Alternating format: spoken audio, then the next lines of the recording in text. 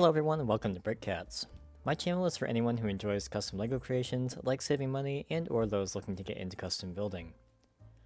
Today I am reviewing this gorgeous TIE Defender by designer Sylyphics. This is another one that popped up on Instagram and I prioritized building it because it looked really interesting, and this model definitely did not disappoint in that regard. If you're a fan of my channel or are interested in supporting what I do, please consider subscribing, liking this video, or leaving a comment. Each subscription, like, and comment helps others find my channel, and I greatly appreciate it. Without any substitutions and buying only from Bricklink, I was getting 5 stores and $204 without shipping and tax, or about $248 with shipping and tax. I was able to cut this down significantly. In my reviews, I offer my opinions on aesthetics and model features, parts issues you might want to look out for, the build experience, the model's integrity, and I close out with my overall impression and pricing information in the conclusion. If you're watching this review, I assume you've bought the instructions or are interested in buying them. I also assume a basic level of familiarity with Bricklink's ordering system and LEGO nomenclature.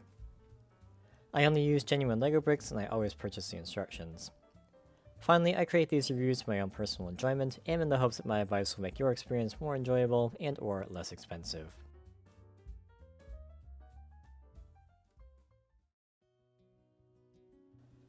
Sylyphics TIE Defender measures about 10 inches front to back, 12 inches wide, and 10.5 inches top to bottom. The cockpit shape is probably one of the most interesting I've ever seen. It makes good use of the new slope-curved 3x3 corner round elements, with the top, bottom, and front rounded out with 6x6 dish pieces.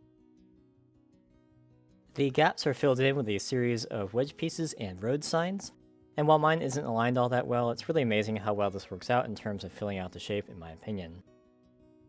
I will say that the smoothness of the sides of this Defender are something I notice every time. I think I'm just not used to it as normal TIE fighters have their wing pylons on either side, and I think the minimal but unavoidable gaps around this section also make it stand out a bit more. This isn't a bad or a good thing, just something that further sets this model apart from all the others. The cockpit interior fits a pilot minifigure just fine, and there are assorted instrumentation panels and a really nice set of controls that are connected to the cockpit windscreen. Since the cockpit and the controls fold down, it's quite simple to get a minifigure in here from the front. And due to the cockpit's construction, it's actually quite spacious in here. I'm trying to shine my little flashlight from the top, but there is more room than you typically find in a TIE fighter cockpit, especially if it was built with the 3x3x2 round corner bricks. The cockpit assembly connects to the pylons with a Technic axle, and these pylons look quite good and are generally pretty stable. Here I'll mention that I did modify this model slightly in ways I'll go over in a little bit later, but the pylons are nicely rounded and sloped off and have a good shape to them. Moving to the rear engine assembly, I have struggled quite a bit to find reliable source material for this area, and this is certainly different than what I would expect on the back of a TIE Defender. However, the layers of detailing here certainly don't look bad, and I can imagine the engine section of a fighter to look kind of mechanical in nature. The 3 engines are represented with the lit stick pieces, and the rear cone is shaped with slope pieces surrounding a plain BB-8 headpiece in the middle there. Each of the 3 wing assemblies sits at the proper orientation to the cockpit, and the connection to the central wing section right along here is using the angled bar pieces. This has the advantage of the angle being fixed without external bracing like you need with a hinge brick or plate combination, and also lets you pack in the angling section into a much smaller area. I believe this is what allowed the designer to get so much detail into the central wing area here as well. The wings in general look great. As far as I can tell, they are a reasonable length and terminate in the wingtip cannons with this really cool connection right here to lock in the long edge assembly. All 6 wings have some of the machinery detailing represented by the 12L bar with stud on the inner edge, and this covers up the anti-studs fairly well. In each central wing assembly, there are some fin structures using roller skate pieces as well as the 2 missile launchers, and I definitely appreciate how the support struts on either side of the TIE Fighter gear piece have been included, even if they are a bit blocky at this scale, being forced to use the 1x2 tiles. The center wing assembly is typically what I use to try and determine which model Defender this is most closely representing. Given the amount of the Solar Collection Array visible, I think this is more of the Legends version. The Defenders we see in Rebels either don't have any of the Solar Array visible, such as with the TIE Defender or Elite, or just have a small area at the back, like these two, with no black visible in the front section there. Flipping the model over really quick, the bottom dish does open up. To reveal some of the innards, the designer states on Rebrickable that this can be used to simulate maintenance or restocking of ammunition, and there's also an option to swap out these macaroni tiles with the trans-light blue version to represent the hyperdrive. This model does not come with a stand, but is just able to rest on its wings without tipping forward. This would be quite a difficult model to make a stand for due to its weight distribution and the strength of some of the major connections, which I'll go into later, but in all likelihood it will sit on your shelf without any incidents, and it looks great doing so. Overall, I'm very impressed with this model's appearance. There's novel parts usage pretty much everywhere, obvious attention to details, creative solutions for creating shapes, and all in a very clean looking final product.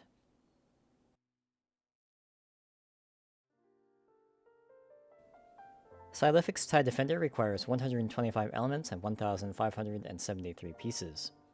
In my opinion, the designer did a very nice job incorporating some newer elements into this build, and there aren't any hidden pieces for which changing the color will really help save on the cost. This model also contains a ton of useful pieces for other Star Wars builds if you intend to recycle them into future mocks. That said, there are a few elements I'll highlight that should come as no surprise to anyone that has built TIE Fighter mocks at this point. The first is the printed top dish, part 18675 PB01. This is one of my favorite elements of any kind, but unfortunately it's not getting any cheaper, and in the US you're looking at least $15 to buy one. You can switch it out for the plain version, part 18675 in light bluish gray, by incrementing the count of that element from 1 to 2. The cockpit windscreen specified is part 18675 PB02. This is the windscreen that came with the 2021 TIE Fighter and tends to be the least expensive. There is a newer version that came in the Mandalorian Fang Fighter vs. TIE Interceptor set in 2023 that's worth trying out in your wanted list, part 18675 PB23, to see if it's actually cheaper or to see if it saves you a store. The third option is quite expensive and came with the 2016 to 2019 era TIE Fighters, part 18675 PB09. If you don't have this one, then I would not go out of my way to get it, as it's almost costly as the printed top dish. For my pricing research, I kept 18675 PB02. The tile round 2x2 with bottom stud holder with black Star Wars TIE Fighter pattern, part 14679 PB025, is typically averaging over $1 a piece in October 2023. The model doesn't look terrible with a plain dark bluish gray round tile, part 14679. For pricing research, I kept the printed tiles. There's also a newer alternative, the tile round 2x2 with bottom stud holder with black Star Wars TIE Bomber pattern, part 14769 PB578 that came with the TIE Bomber set. This has minimal differences to the TIE Fighter tile and might be cheaper or save you a store.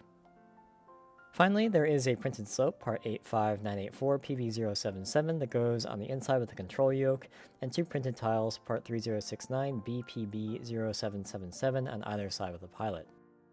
Any printed tile and slope would work in place of these, or if you don't care about interiors, you can leave them out entirely. For pricing purposes, I have left them in since they aren't terribly expensive in the first place. You'll definitely realize the most savings buying as much as you can directly from LEGO via the Pick-a-Brick service. Pick-a-Brick orders over $35 total qualify for free shipping, and if you spend more than $14 in the bestseller and standard categories, all of the handling fees are waived. I use the Brick Hunter extension to check the entire parts list against the Pick-a-Brick inventory. Check out my video on Brick Hunter if you haven't already or don't know how to use it. In mid-October 2023, all but 4 elements, the cockpit windscreen, the top and bottom dishes, the printed wing tiles, and one newer element that was out of stock, were available directly from Pick-a-Brick, and you'll see in the conclusion how much I was able to save by ordering directly from LEGO.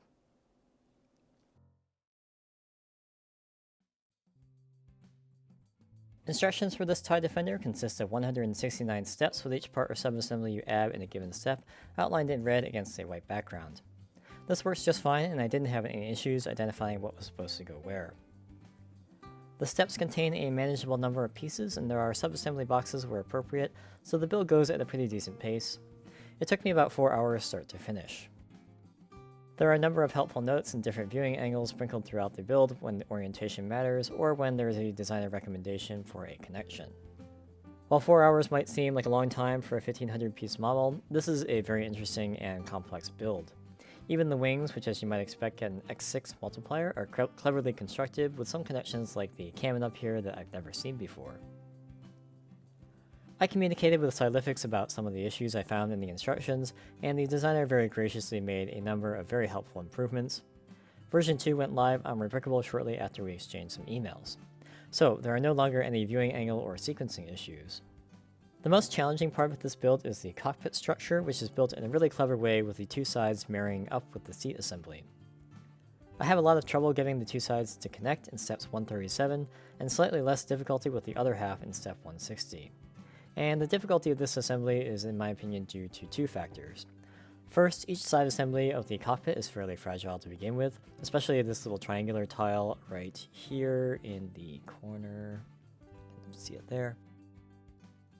That came off all the time since it's only connected by a hollow stud basically at the midpoint of the cockpit back here. And the difficulty of the connection paired with the lack of a good spot to apply pressure makes it challenging to get right on the first try. In addition to fragility, these steps are very sensitive to alignment. If any of these little sub-assemblies around the edges of the cockpit, and especially in the rear, are out of place, it will likely break off in the process, or something clearly will not fit. Like I said earlier, I didn't do a great job of getting these to line up, and trust me, I tried. There's not really a good way to show the proper alignment in the instructions either. You kind of just need to try and fit the sections together to see if something is getting in the way, adjust, and start over. Outside of these, I found a couple of minor things that aren't actual problems with the instructions or the build, but more things to look out for. The subassembly in steps 36 and 37 correctly has a 2x multiplier, while the next steps have a 3x multiplier. Essentially, you need two of these subassemblies per center wing section, and I think this could simply be replaced with a 6x multiplier for convenience, but luckily you only get one page further into the build when it matters. The wings and the pylon assemblies are both fairly straightforward, but attaching the wings was a bit of a challenge for me. The issue is that the nozzle pieces which make that connection aren't locked in place. The 1x2 round plates are also able to rotate and throw off the alignment. It can take a little bit of time to match up the nozzles to the holes in the 1x3 inverted tiles. At least an hour with this build was just getting those two cockpit connections to work, and like I said, it was a little frustrating. This model is one of the more technically challenging I've built, and I only recommend this if a builder has experience with complex custom models already. The result is highly rewarding though, and I'm really impressed with this design and the fact that it even works in the first place.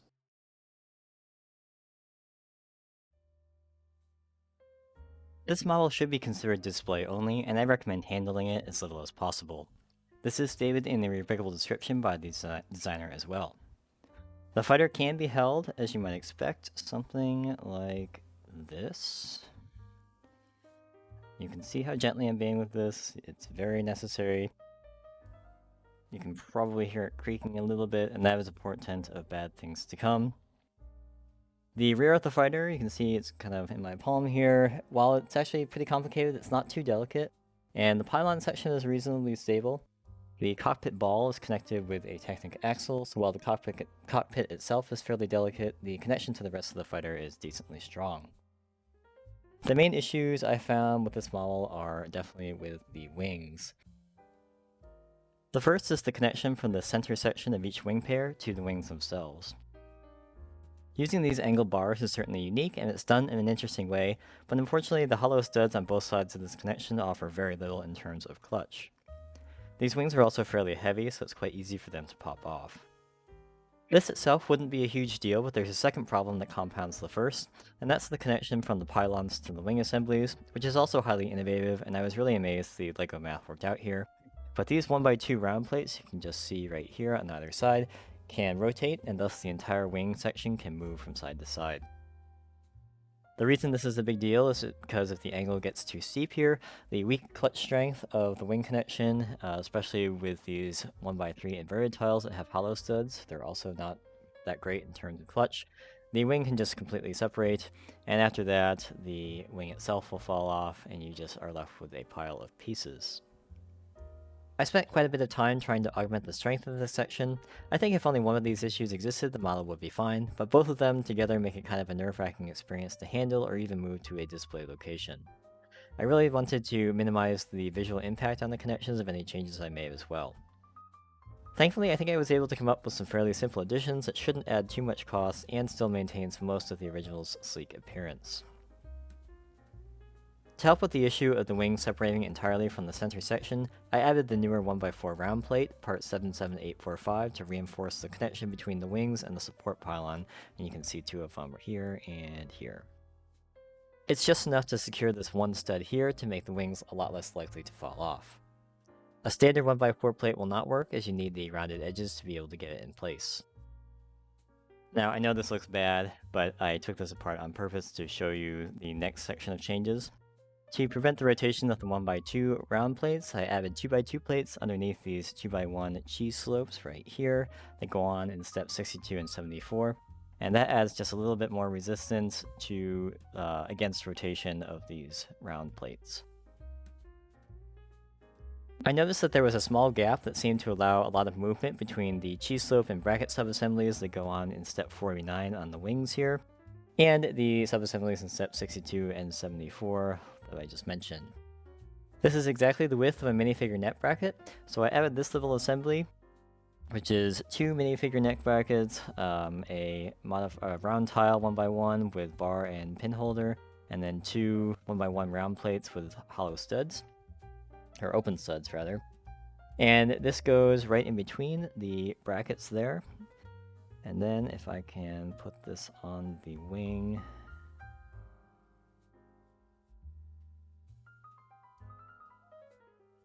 You can see that that minifigure net bracket right here fills in the gap between these cheese slopes and that cheese slope right there.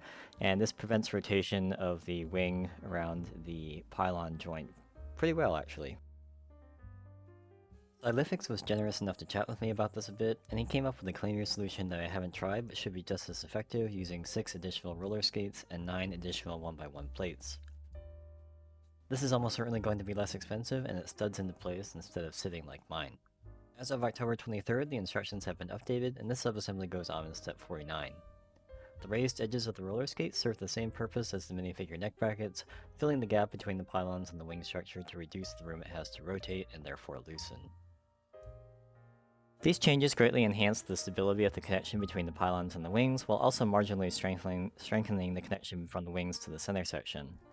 This is still a delicate model, but making these changes greatly reduces the chances that even picking up the model will result in a catastrophic failure, and even allows for some limited swooshing, although I still would not try that.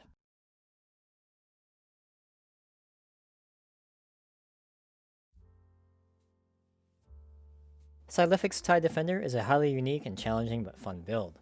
The Defender looks incredible, and I believe that with my changes the model is stable enough to be displayed without too much concern that it's going to end up in a pile of pieces nearby. This model contains some of the most unique connections and subassemblies I've seen so far in my LEGO building adventures, so while it did take some patience, I really had a great time building and reviewing this model. Again, without any substitutions, but including the extra pieces, I recommend to strengthen the wings. Bricklink gave me 5 stores and $204 without shipping and tax, or about $248 with shipping and tax. Swapping out that printed top dish brought the total down to 4 stores and $198 without shipping and tax, or about $236. And buying as many elements as possible from Pick-a-Brick, my Pick-a-Brick total was $150, and that included tax but no shipping and handling because I met the minimum buy thresholds. The elements I got from Bricklink, 1 store and $11 without shipping and tax, or about $17 with shipping and tax. My grand total was therefore $167, or about $76 less than if I had only gone with Bricklink and not made any substitutions. Instructions for this model cost $16.50 and are available on Rebrickable. There will be a link in the description below if you're interested in buying them. Thanks as always for watching my review of Sylyphics TIE Defender. If you built the model, you have something to share that I left out, or have a question about something I didn't cover, please leave your thoughts below in the comments. Remember to subscribe, leave the video a like or a comment, and follow me on Instagram if you haven't already. Each subscription, comment, and like helps increase the channel's visibility, and I greatly appreciate your support. I hope to see you back next time.